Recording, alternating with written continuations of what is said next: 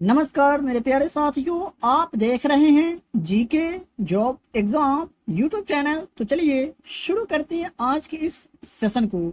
तो आप इस क्लास के वीडियो को पूरा जरूर देखिएगा, क्योंकि आपको इस क्लास के वीडियो में एसएससी सीएचएसएल के एग्जाम में जो प्रश्न पूछे गए थे उन सभी प्रश्नों को डिटेल्स के साथ आपको बताए जाते हैं, पढ़ाए जाते हैं, जो आपके एग्जाम के दृष्टिकोण से बहुत ही ज्यादा महत्वपूर्ण है।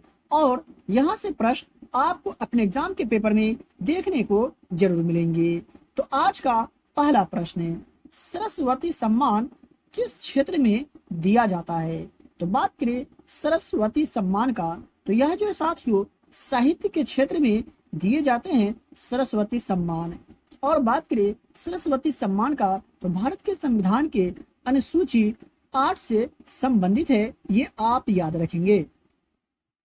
बात करें 2 नंबर प्रश्न का, तो संविधान में निम्नलिखित में से कौन सा अनुच्छेद राज्य विधायिका से संबंधित है? निम्न में से कौन से अनुच्छेद है जो राज्य विधायिका से संबंधित है?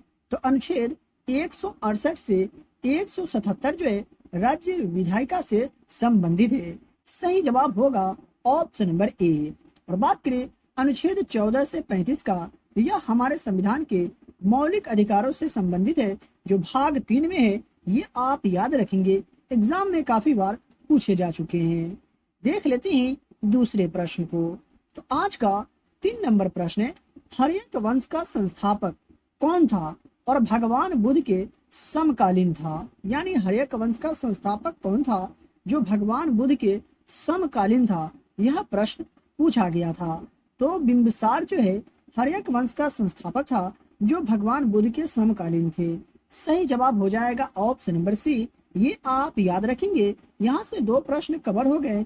एक तो ये कि हर्यक वंश का संस्थापक कौन था, तो बिंबिसार, और भगवान बुद्ध के समकालीन कौन थे, तो बिंबिसार। ठीक है।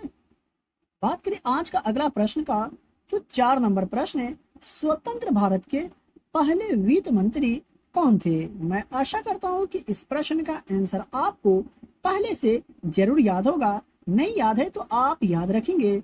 तो आर के शनमुखम चिट्टी स्वतंत्र भारत के पहले वित्त मंत्री थे। बात करें मौलाना आजाद का, तो ये स्वतंत्र भारत के प्रथम शिक्षा मंत्री थे, ये आप याद रखिएगा।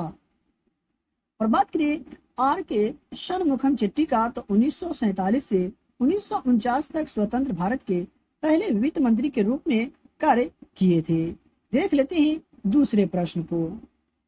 5 नंबर प्रश्न है, ब्रह्मपुत्र नदी बांग्लादेश में क्या कहलाती है? यानी ब्रह्मपुत्र नदी को बांग्लादेश में किस नाम से जाना जाता है? तो जमुना के नाम से जाना जाता है ब्रह्मपुत्र नदी को बांग्लादेश में। सही जवाब होगा ऑप्शन नंबर बी। बात करें पद्मा का, तो गंगा नदी को बांग्लादेश में पद्मा के नाम से जाना जाता है, ये आप याद रखेंगे। बात करें आज का 6 नंबर प्रश्न का, निम्नलिखित में से कौन सी झील उड़ीसा में स्थित है? दिए गए ऑप्शन में से वो कौन सी झील है जो उड़ीसा राज्य में स्थित है? तो चिल्का झील जो ये उड़ीसा राज्य में स्थित है, जो एशिया की सबसे बड़ी और विश्व की दूसरी सबसे बड़ी अनूप झील है चिल्का झील। ठीक है मेरे प्यारे साथियों, आप यहाँ तक आगे अभी तक वीडियो को लाइक नहीं किए तो वीडियो को लाइक करके, चैनल पर पहली बार आए हैं तो चैनल को भी सब्सक्राइब करके बेल आइकन को प्रेस कर लीजिएगा। आपको यहाँ ऐसे प्रश्न बताए जाते हैं जो आपके एग्जाम में पूछे ही जाएंगे, तो आप हमसे जुड़ के रहें और अपने एग्जाम की तैयारी को बेहतर बना करके अपने एग्जाम में सफलता हासिल करें। अब यहाँ हम लोग देख लेते हैं झील और उसके राज्य को। तो बात करें पुलिकट झील का, तो ये आंध्र प्रदेश में है। कोलेरू झील की अगर बात करें तो ये आंध्र प्रदेश राज्य में है। सांबर झील की अगर बात करें तो राजस्थान राज्य में है। बात करें वेलियानी झील का, तो यह केरल राज्य में है। आप स्क्रीनशॉट लेकर के रख सकते हैं, नहीं तो आपको डेली की क्लास के वीडियो का जो पीडीएफ होता है आपको फ्री में दिए जाते हैं। 7 नंबर प्रश्न है, 2011 की जनगणना के अनुसार भारत का सबसे कम जनसंख्या वाला जिला निम्नलिखित में से किस राज्य में स्थित है? तो अरुणाचल प्रदेश में स्थित है। सही जवाब हो जाएगा ऑप्शन नंबर सी। बात करें अधिक जानकारी का, तो 2011 की जनगणना के अनुसार बिहार का जनसंख्या घनत्व जो है सबसे अधिक है। ठीक है। बात करें 2011 की जनगणना के अनुसार की, तो उत्तर प्रदेश की जनसंख्या जो है सबसे अधिक है। 2011 की जनगणना के अनुसार जनसंख्या की दृष्टि से महाराष्ट्र जो है दूसरे स्थान पर है। 2011 की जनगणना के अनुसार अरुणाचल प्रदेश भारत का जनसंख्या घनत्व सबसे कम है। ये आप याद रखिएगा, यहाँ से प्रश्न आपको अपने एग्जाम में मिल सकते हैं।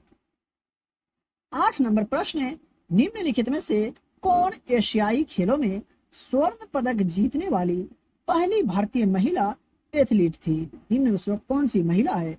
तो कमलजीत संधू जो है एशियाई खेलों में स्वर्ण पदक जीतने वाली पहली भारतीय महिला एथलीट थी। सही जवाब हो जाएगा ऑप्शन नंबर डी। बढ़ते हैं दूसरे प्रश्न की ओर और देख लेते हैं आज का 9 नंबर प्रश्न को।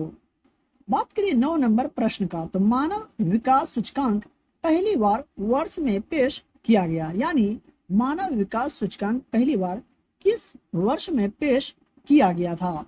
तो वर्ष 1990 में मानव विकास सूचकांक को पहली बार पेश किया गया था। आपका यहाँ सही जवाब होगा ऑप्शन नंबर बी। बात करें 10 नंबर प्रश्न का, तो निम्नलिखित में से कौन सी नियुक्ति भारत के राष्ट्रपति द्वारा नहीं की जाती है, यानी किसकी नियुक्ति भारत के राष्ट्रपति द्वारा नहीं की जाती है? दिए गए ऑप्शन में से तो उपाध्यक्ष की नियुक्ति राष्ट्रपति के द्वारा नहीं की जाती है। बात करें प्रधानमंत्री का, भारत के मुख्य न्यायाधीश का, निर्वाचन आयुक्त का, तो इनकी नियुक्ति भारत के राष्ट्रपति द्वारा की जाती है, आप याद रखिएगा। बात करें 11 नंबर प्रश्न का, तो दूध सागर जलप्रपात निम्न में से किस नदी पर स्थित है? तो यह जो है मंडोवी नदी पर स्थित है दूध सागर जलप्रपात। इसे गोवा की जीवन रेखा के रूप में भी जाना जाता है, ये भी आप याद रखेंगे। देख लेते हैं 12 नंबर प्रश्न को, तो वर्ल्ड हैप्पीनेस डे प्रत्येक वर्ष डैश को मनाया जाता है? तो 20 मार्च को वर्ल्ड हैप्पीनेस डे प्रत्येक वर्ष मनाए जाते हैं। सही जवाब होगा ऑप्शन नंबर बी। आपको कमेंट बॉक्स में कमेंट करके ये बताना है कि अंतर्राष्ट्रीय महिला दिवस किस तिथि को मनाए जाते हैं। मैं आपको काफी बार बता चुका हूँ, आप हमें कमेंट बॉक्स में कमेंट करके जरूर बताएंगे। 13 नंबर प्रश्न है, परमाणु नाभिक की खोज किसने की? परमाणु नाभिक की खोज किसने की थी? तो अर्नेस्ट रदरफोर्ड ने परमाणु नाभिक की खोज की थी, और कब? तो वर्ष 1911 में। देख लेते हैं 14 नंबर प्रश्न को, तो निम्न में से कौन सा बांध मध्य प्रदेश में है? निम्न में से कौन सा बांध है जो मध्य प्रदेश राज्य में स्थित है? तो गांधी सागर बांध की अगर बात करें दोस्तों, तो यह मध्य प्रदेश राज्य में स्थित है। सही जवाब होगा ऑप्शन नंबर ए। 15 नंबर प्रश्न है, निम्नलिखित में से कौन सा स्टोरेज डिवाइस का उदाहरण नहीं है? दिए गए ऑप्शन में से कौन जो स्टोरेज डिवाइस का उदाहरण नहीं है? तो माउस। माउस जो है दोस्तों यह स्टोरेज डिवाइस का उदाहरण नहीं है, बल्कि एक छोटा हार्डवेयर इनपुट डिवाइस है माउस, ये आप याद रखिएगा। ठीक, तो 16 नंबर प्रश्न की अगर बात करें, तो 1832 में दामिन एक कोह के रूप में सीमांकित भूमि के एक बड़े क्षेत्र को डैश की भूमि घोषित किया गया था? तो संथाल की भूमि घोषित किया गया था 1832 में दामिनी कोह के रूप में। सही जवाब होगा ऑप्शन नंबर डी।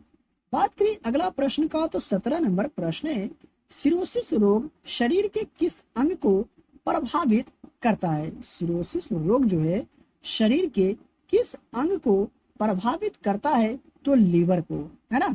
सही जवाब हो जाएगा ऑप्शन नंबर बी।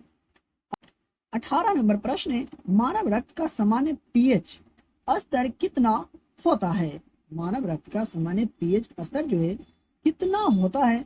तो 7.35 होता है। सही जवाब होगा ऑप्शन नंबर डी। देख लेते हैं दूसरे प्रश्न को, तो आज का 19 नंबर प्रश्न है, यांत्रिक ऊर्जा डैश है? यांत्रिक ऊर्जा क्या है, यह आपको पढ़ करके पहचान करके बताना है। तो अगर आपने चुना है ऑप्शन नंबर बी, तो बिल्कुल सही जवाब है। किसी वस्तु की गतिज ऊर्जा और स्थिर ऊर्जा का योगफल यांत्रिक ऊर्जा होता है। सही जवाब होगा ऑप्शन नंबर बी, ये आप याद रखेंगे।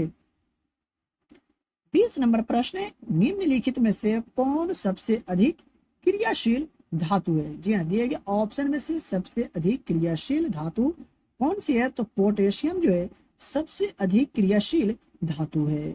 वहीं बात करें दूसरे प्रश्न का, तो 21 नंबर प्रश्न है, किस वर्ष फिक्की की स्थापना हुई थी? जी हाँ, फिक्की की जो स्थापना की गई थी किस वर्ष में की गई थी? तो वर्ष 1927 में फिक्की की स्थापना किए गए थे। आज का अगला प्रश्न है 22 नंबर, निम्नलिखित में से कौन एक द्रव में ठोस के विलयन का उदाहरण है? जी हाँ, इनमें से कौन एक द्रव में ठोस के विलयन का उदाहरण है? तो आयोडीन का टिंचर जो है एक द्रव में ठोस के विलयन का उदाहरण है, आप याद रखिएगा। आज का 23 नंबर प्रश्न है, पेरियार राष्ट्रीय उद्यान कहाँ स्थित है? यानी पेरियार राष्ट्रीय उद्यान जो है निम्नलिखित में से कौन से राज्य में स्थित है? तो केरल राज्य में स्थित है पेरियार राष्ट्रीय उद्यान, और इसे वर्ष 1982 में राष्ट्रीय उद्यान के रूप में घोषित किया गया था। तो मेरे प्यारे साथियों, आप अभी तक वीडियो को लाइक नहीं किए तो प्लीज वीडियो को लाइक करें, और चैनल पर पहली बार विजिट कर रहे हैं तो चैनल को सब्सक्राइब करके बेल आइकन को प्रेस करें, और इस वीडियो को अपने दोस्तों और रिलेटिव में भी शेयर जरूर करें। डेली की क्लास का फ्री में पीडीएफ प्राप्त करने के लिए वीडियो के डिस्क्रिप्शन में दिए गए टेलीग्राम चैनल लिंक को ज्वाइन करें और डेली की क्लास का फ्री में पीडीएफ प्राप्त करें। तो चलिए मिलते हैं फिर से एक नए वीडियो में।